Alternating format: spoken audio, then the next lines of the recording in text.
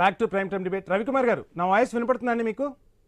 అయ్యో భయపడేయకండి సార్. మీ వాయిస్ నాకు వినిపిస్తుందండి. మీ వాయిస్ నాకు వినిపిస్తుంది. నేను ఏమంటున్నా, మీరు కేవలం బీజేపీ ఎంపీలే అంటున్నట్టుగా ఉంది. మీరు రెండు పక్కల అనాలని చెప్పేసి అంటున్నా. నేను ఏమంటున్నా, ఒకవేళ కాంగ్రెస్ పార్టీ నిజంగానే కృష్ణా బీజేపీ అంటాం కాదు సార్, కేంద్రంలో అధికారంలో ఉన్నారు, పెద్దన్న స్థాయిలో ఉన్నారు. మీరు తలుచుకుంటే ఏదైనా సాధ్యం అవుతుంది.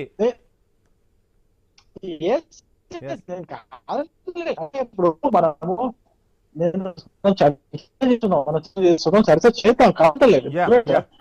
ఎంతవరకు ముందడుగు పడుతున్నాయి, ఎంతవరకు ఈ ప్రభుత్వాలు ఈ ప్రాజెక్టులు కట్టడానికి ముందుకు వచ్చినాయి, ఎన్నిసార్లు డిపిఆర్ ఇచ్చుకున్నాయి, ఎంత బడ్జెట్ కేటాయించుకున్నాయి, ఎంత బడ్జెట్ కేటాయించుకొని ఆ బడ్జెట్ అలొకేషన్ ఆధారంగా పనులు మొదలు పెట్టినారని చెప్పేసి 2014 నుంచి మనం చూసుకుంటే చరిత్ర చూస్తే ఒకసారి దీంట్లో దోషిగా కేసీఆర్ గారు చూస్తే దీంట్లో దోషిగా కాంగ్రెస్ పార్టీ తప్ప వేరే ఏ పార్టీ కాంగ్రెస్ పార్టీ తప్ప వేరే ఏ పార్టీని కూడా మనం దోషిగా నిలబెట్టాల్సిన అవసరం మనకు రాదు. నేను ఈ విషయాన్ని నిక్కచ్చిగా ఎక్కడ ఏ ఫోరం పై అయినా చెప్పడానికి నేను సిద్ధంగా ఉన్నా. కొన్ని ముఖ్యమైన ప్రాజెక్టులు, పెండింగ్ లో ఉన్నటువంటి ప్రాజెక్టులు కొన్ని పేర్లు చెప్తారండి. ఇది బ్రిజేష్ కుమార్ ట్రిబ్యునల్ ముందు పోయినటువంటి, ఇవి అంతకుముందు బచావో ట్రిబ్యునల్ ముందు కూడా పోయినటువంటి కొన్ని ప్రాజెక్టులు, కల్వకుర్తి ప్రాజెక్టు కావచ్చు, నెట్టెంపాడు, పాలమూరు రంగారెడ్డి, దిండి ఎత్తిపోతల, జూరాల వరదకాలువ ప్రాజెక్టు, కోయిల్కొండ గండి దౌలతాబాద్ ప్రాజెక్టు, ఆలేరు మున్నేరు ఆనకట్టలు ఈ మహబూబాద్ లో ఉన్నాయి. ఈ అన్ని ప్రాజెక్టులకు ఎన్నిసార్లు ఈ టిఆర్ఎస్ ప్రభుత్వం గత 10 సంవత్సరాలు 9.5 సంవత్సరాల పాలనలో ఎంత డబ్బు కేటాయించి ఎంత పనిని ముందుకు తీసుకుపోయింది? 2 సంవత్సరాలుగా కాంగ్రెస్ పార్టీ వచ్చి ఎంతవరకు ఈ యొక్క అంచనా వ్యయాన్ని పెంచుకుని ఎంతవరకు ముందుకు పోయింది ఒకసారి ఆలోచించుకుంటే చాలా స్పష్టంగా చెప్తున్నానండి. రవికుమార్ గారు, ఒక చిన్న సబ్మిషన్ నాది. రైట్, మీరు చెప్తున్నారు ఇప్పుడు రెండు పార్టీలు ఏవైతే అధికారంలో వచ్చాయో, కాంగ్రెస్ కానీ బీఆర్ఎస్ కానీ, ఎన్ని నిధులు ఆ ప్రాజెక్టుపై పెట్టాయి అని మీరు చెప్తున్న పరిస్థితి.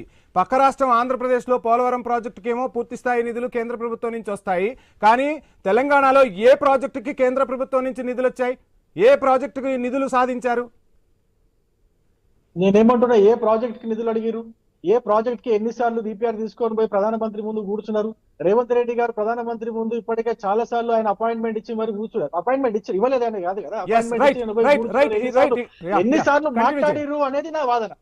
నేను ఒక పాయింట్ చెప్తానండి, ఎన్నిసార్లు మీరు చిత్తశుద్ధిగా ప్రధానమంత్రి గారి ముందు కావచ్చు, లేదా ఇంకా ఏదైనా రైట్ ప్లాట్ఫామ్ దగ్గర, లేకపోతే అధికారుల దగ్గర, లేకపోతే కృష్ణా ట్రిబ్యునల్ దగ్గర, కృష్ణా కేఆర్ఎంబి దగ్గర వీళ్ళు కూర్చొని మాట్లాడి ఎన్నిసార్లు వాదనలు చేసిరు, ఎన్నిసార్లు తమ యొక్క పాయింట్ ని నిరూపించుకోవడానికి ఎన్నిసార్లు చర్చ చేసిరు అనేది మనం దాన్ని కూడా అంచనా వేయాలి.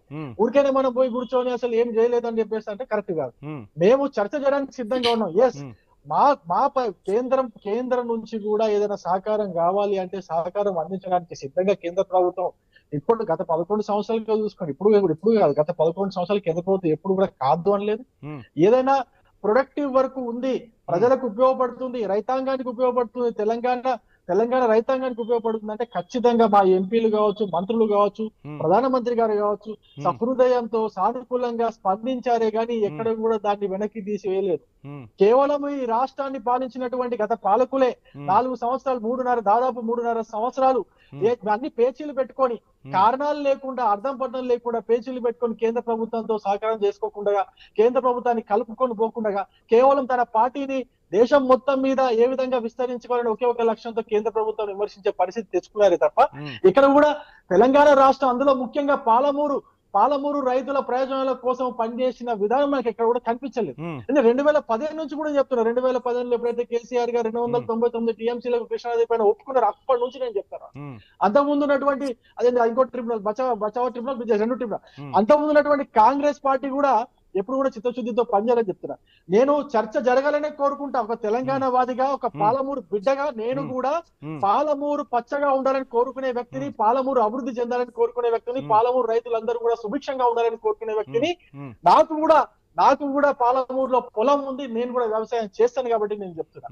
చర్చ చేద్దాం, రగడ చేయొద్దు, చర్చ చేద్దాం, డిస్టర్బ్ చేయొద్దు, చర్చ చేద్దాం, రండి, మీకు కావలసినట్టుగా ఎక్కడ చేస్తే బాగుంటుందని ఆలోచనతో రండి అని చెప్పేసి సహృదయంతో సానుకూలంగా కేంద్ర ప్రభుత్వం, కేంద్ర మంత్రివర్గం పిలుస్తుందండి. మన వాళ్ళు పోవట్లేదు, మన వాళ్ళు పోకుండా చేస్తున్నారు.